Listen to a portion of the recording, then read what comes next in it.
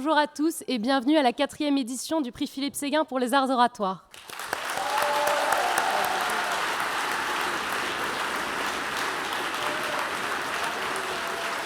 Je vous le dis, le ciel n'est pas seulement le plus bel endroit de la Terre, c'est aussi le plus riche. Des milliards de planètes à coloniser, de nouveaux territoires, des minerais à foison, peut-être même de nouvelles espèces. Alors qu'attendons-nous ? Goriot l'a déjà dit. Toutes les étoiles qui se situent au-dessus de la France devraient appartenir à la France.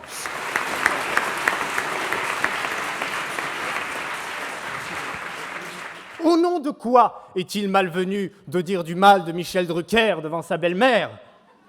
Est-ce un crime d'affirmer que l'adultère me révulse autant qu'un sandwich au thon, que j'apprécie lire Céline les soirs de pleine lune et que je révise mes cours de droit public torse nu avec un lapin ?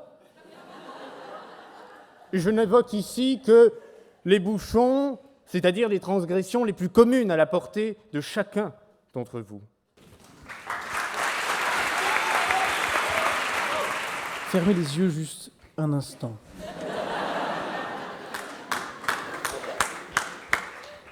Vous avez ce millefeuille, parfaitement glacé, brillant sur le dessus. Il coule, mais en même temps, il se tient bien. Alors là, vous vous approchez, vous sentez ça a une odeur de vanille. Un soupçon de rhum, mais ça, c'est en fonction des circonstances. Vous mordez à pleines dents dedans.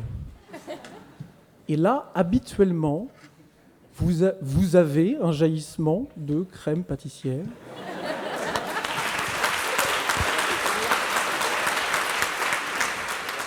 La vie est bien plus belle pour les grands.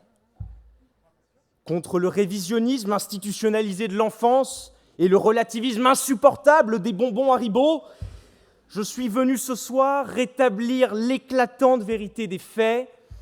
Les petits souffrent. Vous avez cet aventurier qui est comme moi, un peu impétueux. Vous avez ce guide indigène qui est comme moi, un peu rieur. Et vous avez cette forêt amazonienne qui est comme moi, complètement vierge.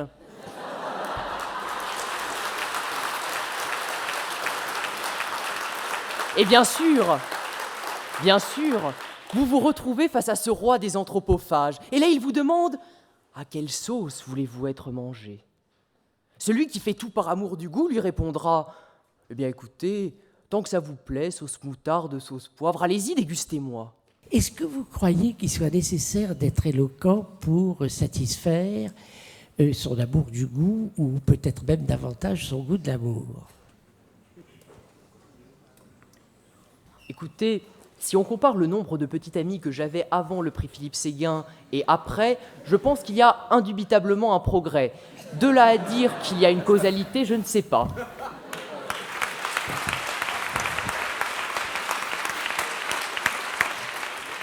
Ce n'est pas en traquant chez autrui les faiblesses bien humaines que vous refusez de reconnaître en vous que vous vous dédouanerez de quoi que ce soit.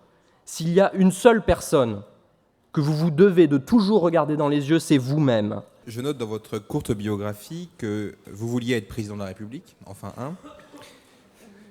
que compte tenu des difficultés, vous avez accepté de revoir à la baisse vos ambitions, Premier ministre ou président de la Commission européenne. S'il le faut. Alors je note avec désapprobation que votre baisse d'ambition ne va pas jusqu'à président d'une chambre parlementaire. Non, j'ai un peu de respect pour moi-même. N'exagérons pas.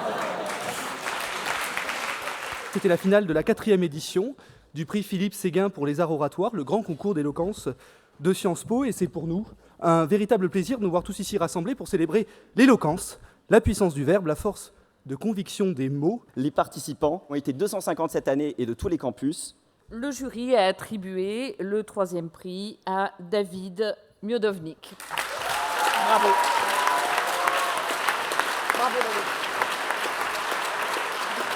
Le 2e prix a été attribué à Guillaume Courvoisier.